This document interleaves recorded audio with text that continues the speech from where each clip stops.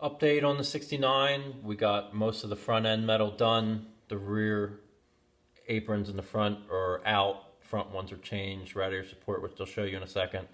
All getting changed out, and to the new ones I gotta cut out the shock towers yet.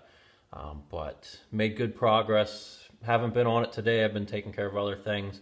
I'll be back on it tomorrow, so we'll get that front end finished up. I'll get the rear two aprons in and the shock towers cut out to make the room for the new shock tower plates that will be going in.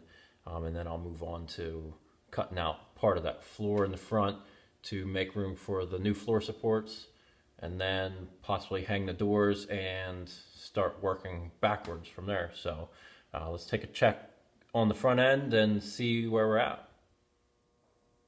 Coming up front, you can see right away front aprons, radiator support. They're all welded on in place, measured out where they should be. And in this kit, which I believe I called it TCI, which I thought that's what it was at first, but it's actually a TCP front end. They give you these brackets, these angle brackets to weld on the bottom, which they actually want you to weld them on the inside. I welded them on the outside to give it the more factory look on the inside, rather than having an extra lip where you're seeing. You'd have the lip on the back side where you don't see. And it's welded to the shock tower because I'm going to be keeping that lip there. That's why I clean that metal. I'll run my plasma cutter right down that line, and that leaves that little bit of a lip for the aftermarket panels to go on and mount onto that lip there. But aprons on that side, rad support's welded in. It just gets welded right up to the cross member bar there, both sides. I like to weld on the back side of these aprons, so there's not anything to grind on the front side, and so it makes a cleaner look in the end. Everything back here you don't see when the car is done, so like you can see the welds that I do there, I do it on the back side to grind them down, so everything is done on the inside. These top ones I do on the top side, just because that's the thinner metal, and the way you remove it from this tower, it makes it for a nicer, cleaner look that way. There's a little bit of a method to each weld that I do. It's kind of thought out just for finish purposes. In the end, you want everything to look the best in the end that you can. And then I continued, before I had this frame tacked in, I went ahead and welded it on parts of the pieces here. And that one I'm going to finish once I get that top angle bracket in with this apron, because I'm going to butt it up against that frame rail. And I got to clean the firewall next. That's where I stopped at, was where I'm going to be cleaning up all this metal. Got to take off that undercoat on the outsides there, which can be a mess. Grind down the factory spot welds there, going down, clean up all that metal and get it ready for the new panels to go in. I put the shock tower brace in place,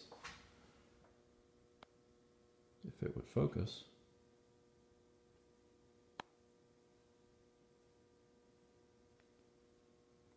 To hold that front end together right where it needs to be once I cut those rear aprons out, so there's no movement, and it holds it wherever I need it to be. And I left the extension brackets onto the cowl just so when I put that new apron in there, it goes right in where it's supposed to, so that lines up the back end.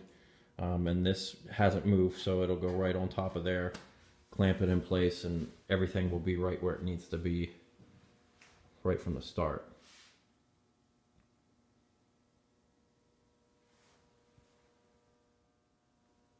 Now moving back the car, everything will get cleaned up on the outside. I didn't clean out the jams of all the old seam sealer yet, but that will be next after I get the front end done. And then I'll most likely hang the doors, like I said before, line them up to the original quarters before I cut those quarters off. You can see on this quarter panel, it has been changed before. The seam's right underneath that, you can see the fillers cracking off there.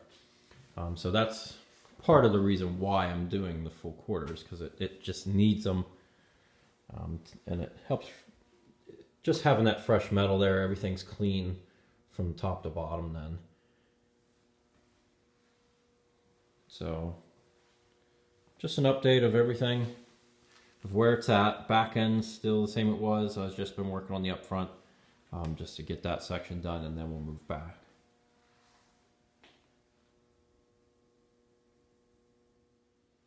And that was the recap of what happened day 4. Like I said, I didn't work on it today. I just got around to making this video. I'm doing other things. I got to hook up my powder coat oven yet so I can start powder coating again. So I have to run some vents that I got duct work and order a bunch of parts and went through some other things. But if you liked the video, give it a thumbs up.